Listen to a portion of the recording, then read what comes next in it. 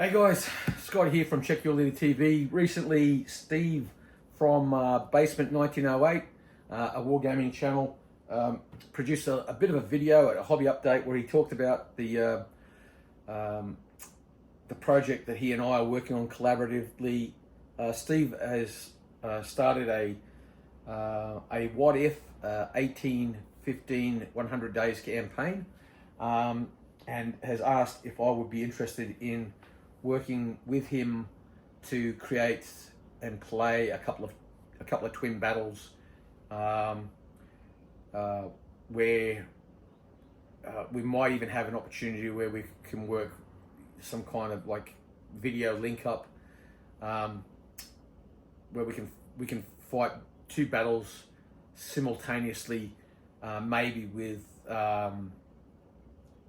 and I'm just bouncing this around in my head. Nothing's been really tied down, but maybe in a situation where he's playing a battle in one at his place in Kentucky, and I'm fighting a battle at my place in Bendigo, Australia, and then during the battle, I might send a messenger and say, "Hey, listen, we're doing pretty well here, and I've got some troops to spare. Do you need them?" And he might say, "Yeah, can you dispatch one of your brigades? Get them to march towards here. They can fall on the enemy flank while I'm pinning them," or something like that. So that's the rough idea. Steve's already played, I think, 3 or 4 games in his campaign, his 100 days campaign. I've watched one of them in full, which is, I think, his most recent one, the Battle of Ath. I think I've watched a couple of bits and pieces of the other ones as well, but for whatever reason haven't sat down and watched them all, which I'm going to do over the next few days. But essentially, we got in touch. We had a couple of, initially through comment sections in videos, and then through emails, and then through a messenger video link up, we had a bit of a chat, and I suggested, hey, how about I develop a bit of a narrative. I'll throw it your way. Do with it as you see fit. But yeah, I really enjoy playing a couple of games, or playing a game what links into your campaign. The idea being that I'll play the battles where the Prussians are involved fighting the French, and Steve will play the battles involving other troops. I should also mention what I've come up with. May see Dutch-Belgian troops actually fighting alongside Prussians, having detached themselves from Wellington's army. It's all yet to be thrashed out, so it'll be interesting to see how it's played, and what comes of it. So without further ado, I'll jump across to the table. I've got stuff everywhere at the moment. I've got 20mm AB miniatures that I'm basing up for chain of command. I've finished flocking the base on some American War of Independence units, and also some Napoleonic stuff. Yeah, it's my table looks like an eclectic wargamer just vomited all over it. So what we'll do is we'll go across to the maps, and I'll show you what I've come up with, and we'll see what happens. All right, let's get to the maps. Hey guys, so here's a map of the area of operation from Steve's campaign. Now, I'll just move these little counters away for the time being, and what I'll do is I'll show you essentially how his campaign's played out so far.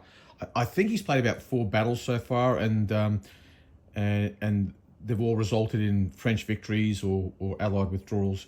And he's been fighting battles against predominantly a British-dominated army. So if you think of the actual 1815 100 days campaign, you think of 3 main armies. You think of Wellington's Anglo-Dutch army, which was basically it was like only a third of it was British. The rest were Germans, like Hanoverians. Nassau troops. So there was Dutch, there was Belgians. So that's Wellington's army. Then, of course, you have Napoleon's Army of the North, which is Napoleon, and basically he has two major columns or wings of the army, one commanded by Marshal Ney, the other by Marshal Grouchy, and then Napoleon and Soult in overall command, with Napoleon, obviously Commander-in-Chief, Soult as his Chief of Staff. And then you have the Prussians under Blücher. Now, in the original campaign, essentially what happened is Napoleon crossed here at Charleroi. Now, the reason he did that is because the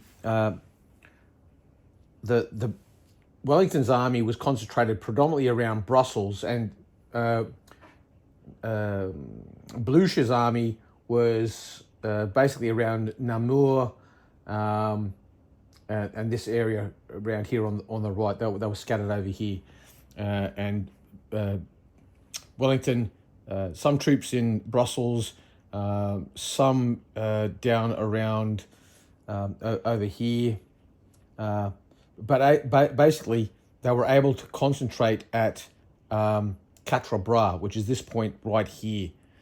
So, and essentially in the original campaign, Napoleon crosses at Charleroi, places himself between the Wellington and Blücher, and fights the twin battles with him commanding at Ligny and Ney commanding at Quatre Bras. So the Battle of Quatre Bras is going on over here, and Ligny, there's Cambrai. It's just down this road here. So Ligny, for some reason I can't see it on this map here, but it would be somewhere around here. So there's Quatre Bras, there's the Roman road that connects the two, and and so the Prussians are in here, the Wellington's army's here, and essentially what happens is the Prussians get driven back, and they retreat towards Wavre, and Wellington, he retreats to Mont Saint-Jean, which is near the village of Waterloo, and that's where you get the Battle of Waterloo. Now, in Stephen's campaign, what's happened is Napoleon isn't crossing at Charleroi. He's crossing all the way over here at Tournai. Now, what I mentioned to Steve was essentially it would be really unlikely historically that Napoleon would have done that. The whole purpose of him crossing at Charleroi was to get what they call fighting from a central position. And what that basically means is if you've got two armies that, when they're combined, outnumber you, what you try to do, what Napoleon would always try to do, was move the bulk of his army in between the two, use a smaller one to hold one, while he fights on equal terms here, or near equal terms here, wins here, knocks that army out, and then is able to come round and then gang up with this guy here. Or if this one's pushed back, as they come back, they're actually pushing them towards Napoleon, and then he can go in. So that's the whole purpose of fighting from the central position. But this hasn't happened in this campaign. And essentially the narrative, I looked at it and thought, in what world would Napoleon do this? Well, maybe in this scenario, and this is what I've suggested, the narrative for it is, Napoleon has received intelligence that the Prussians, I'll get it right in a minute, the Prussians are actually deployed, or they're in disposition over here. We'll say Wellington is doing what he's supposed to do. He's hovering around Brussels. So Wellington's number one. Blücher, the intel that Napoleon's got is Blücher's army is ill-prepared. They're bivouacked and scattered, billeted in a much larger area, over a much greater area, and therefore it is more difficult for them to concentrate. As a consequence of that, what Napoleon has decided to do, that he's going to come in through Tournai, Tournai, and then march towards and threaten Brussels, and hopefully draw Wellington, because he'll be getting political pressure to interfere with Napoleon's movements, And at the same time, if he's in this area here, he's in a position where he can march towards Antwerp, which Wellington was actually concerned of, because that was his line of communication back to Britain. So that's why he's crossed here, because he believes the Prussians are too dispersed and won't be able to come to Wellington's aid quick enough. So that's the narrative. So essentially, what has happened is Napoleon crosses here with his army, marching towards Wellington, hitting some of the troops that are in outposts, and so Wellington's scrambling to mass his forces, and so there's the battle in Stephen's campaign. There's a battle at Ath. There's a couple other battles around here. Long story short, though, the Brits, predominantly British, are fighting a predominantly French army under Napoleon here, while Blucher is trying to get his act together. Now, after the most recent victory by the French, Napoleon gets word, look out, Blucher's managed to concentrate his forces and he's moving towards us. Whereupon Napoleon turns to either Ney or Grouchy, it'll be up to Stephen, and says to them, right, I want you to take 1/3 of my army and I want you to march towards the east and intercept the advance of the Prussians, and then hold them long enough, even if you have to do a series of delaying actions, until I can destroy Wellington's army, because I don't think much of Wellington. He's a bit of a hack. Some of my marshals got beaten by him, but that's because, they're not as good as I was. So I'll crush this British upstart, this British aristocrat, and then whilst you're dealing with Blucher holding him, I will then sweep in and then destroy the Prussians as well. I've been listening to a very, very good book on Waterloo at the moment on Audible. You'll see it here. I'll put a little. For the first few chapters, it's talking about all the political machinations going on. It's interesting to note, prior to this 100 Days campaign, there was a concern that the Allies might start fighting amongst each other, particularly the Russians and Prussians against the Austrians and maybe the British. So it was always one of those things that rattling around in my head, thinking, wouldn't it be interesting to have a campaign where Napoleon returns and the Austrians, finding no joy dealing with the Prussians and the Russians, actually says, no, I'm going to support Napoleon. After all, I am his father-in-law. I will put my daughter back on the French throne as Empress Louise, and then we will work together because I think I can work with Napoleon to restore balance within Europe. And then, well, the Brits can pick a side. It would be interesting to see which way they would have gone. So maybe, and I don't know if Steve's had battles with Austrian troops involved yet, but it would be interesting to play a scenario where the Austrians pitch in, fighting alongside the French against the Prussians and the Anglo-Dutch forces, with maybe the Russians coming in at some point. What would the Bavarians do? Who knows? And then, of course, you've got the Saxons, who were nominally, a lot of Saxony was handed over to Prussia, and there was actually there was some mutinies amongst some of the Saxon regiments that had just been dragooned into the Prussian army. And then, of course, there's Murat, King of Naples. What if he hadn't got himself shot? So anyway, the situation is we're going to continue with the scenario, and I'm going to suggest to Stephen that what he does is he peels off a third of his army under Grouchy or Ney, and they move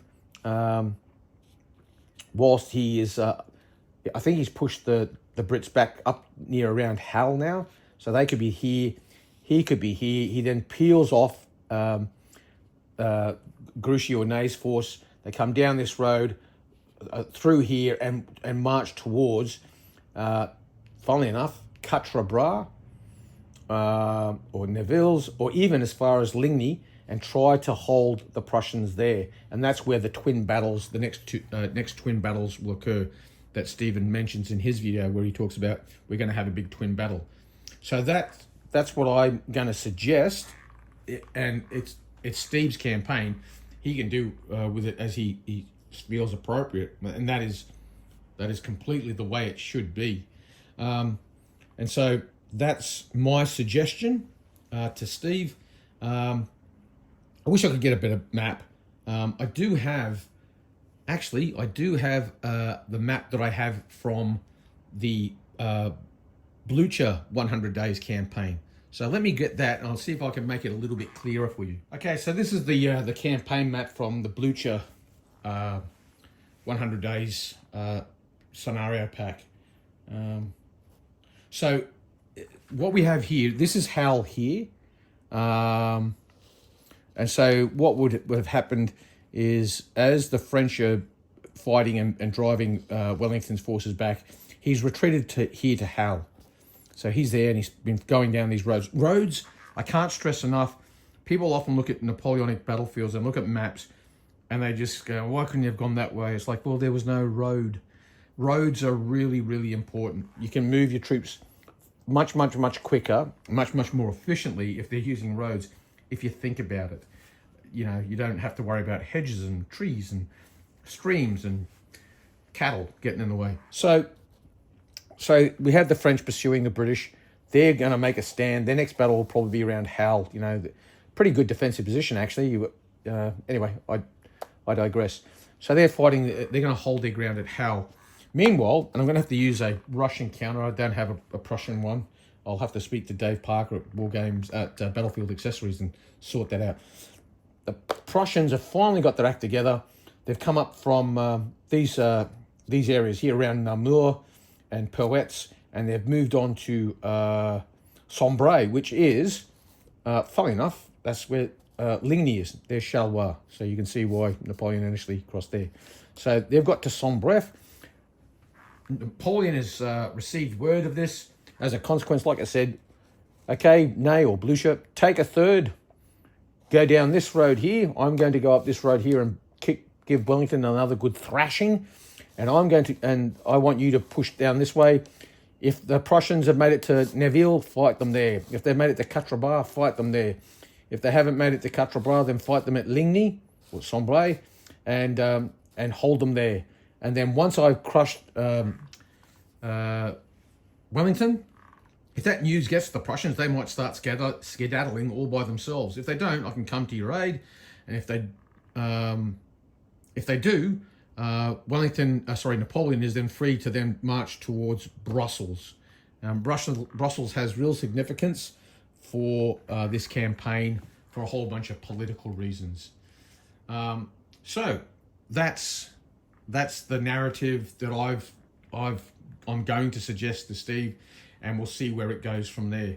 So I just thought I'd share that with you, and then we will see what happens. I've already got enough troops to just crack on straight away, but obviously I've got other projects in the works, like for example Midgard, some 20 millimeter chain of command, a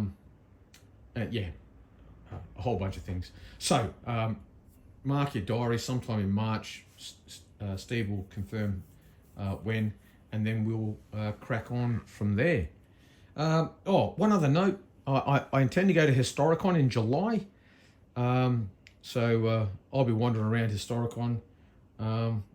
If any of the people from the channel sees me, by all means pop up and say good day. I'd love that. I